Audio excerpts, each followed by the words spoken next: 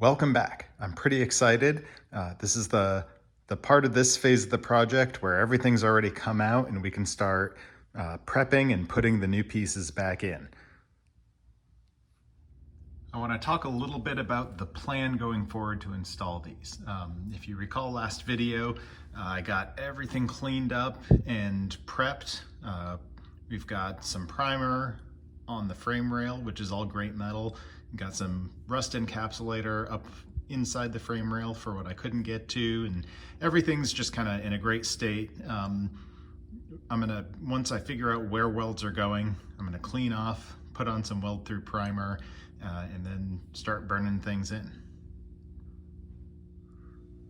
So the first thing I'm gonna do, you can see here the piece of the old frame rail, or what's left of it, that has the bracket. I'm gonna transfer this bracket over to the new frame rail.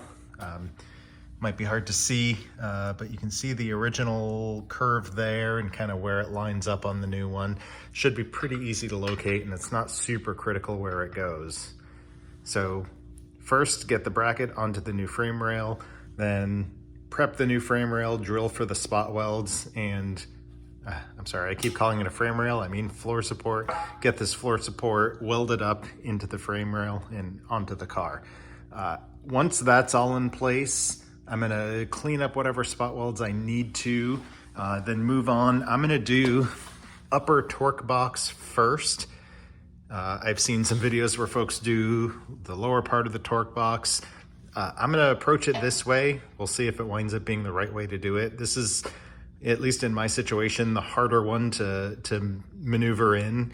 And if I do the lower first, it might be even harder to wiggle in. So I'm gonna start frame rail, upper torque box, or upper half of the torque box, then lower half. And if you're gonna tackle something like this, what I've found indispensable is a copy of the actual, let me show you, the actual assembly manual. You can recreate where the spot welds are already when you drill them out and base your new spot welds on that. That's all well and good, and a lot of times the way you want to do it. Part of the problem is you don't know who came along before you. You know, you got a over 50-year-old car, who knows what has happened to it in that time. So at least for me, it's kind of nice. You can see exactly where Ford intended the welds to go.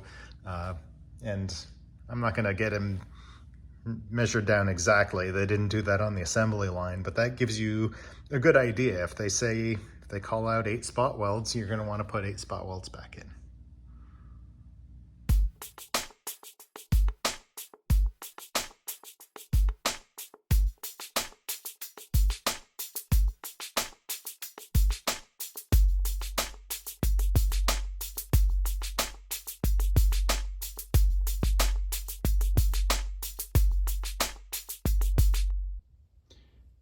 As I said before, the location of the spot welds might vary. They did the 4 on this side, a little off center, and they added an additional one on the top of the bracket. So that's fun.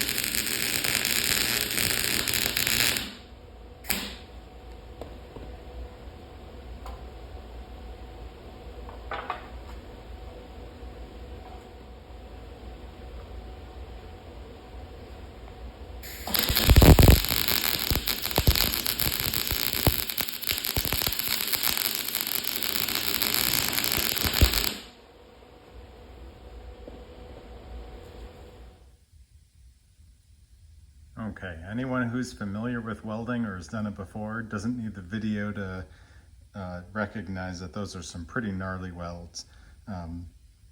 They did get better. I don't know if I have contamination. It's possible that weld through primer is not the greatest. So yeah, luckily this isn't structural. I'm gonna grind down and see just how bad we are here. I might grind out and redo some of that.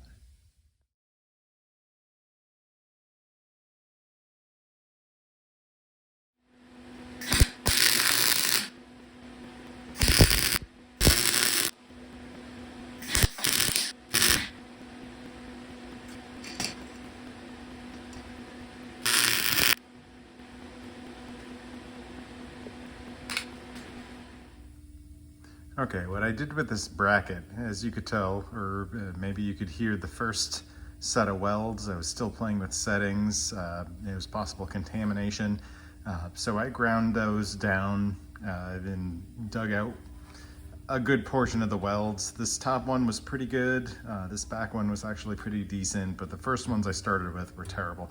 So I adjusted settings, ground out,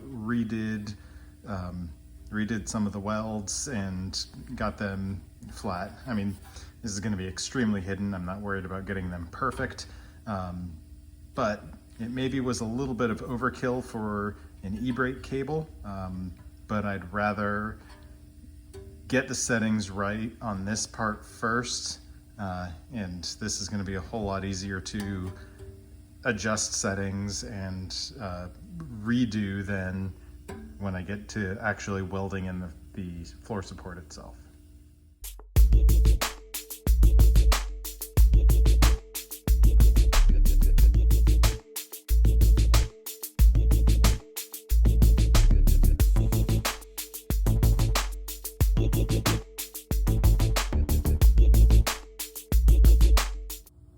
Okay, I got the floor support all prepped, holes drilled, the black EDP coating ground down around the welds, got the bracket welded in, cleaned up the inside, and I think it's ready for some weld through primer and some actual welding. I am going to do a test fit, fit it up onto the frame rail and see where the cross member hits and mark off. I got to think about order of operations here, and generally speaking, I'd prefer to weld down into things as opposed to underneath, up above. So I'll look at where that lands and what holes need to be drilled. And then once I get this all prepped, I might call it for now and go find some weld through primer I'm happier with. Okay, test fitting everything in place. Everything's lining up really nicely, exactly where it should. You can see that's gonna clamp together nicely. My e-brake cable lines up with the holes in the cross member. I took a silver Sharpie and outlined where this cross member lands. I'll check where the welds are. If there are any on top, I'll weld down through here. And then just because it's more accessible, I'll probably weld inside the frame rail here and here. I'll check how many welds go. Yeah, it's going to be easier to get my MIG gun in on this side than all the way back around and lying on my back. That won't be fun.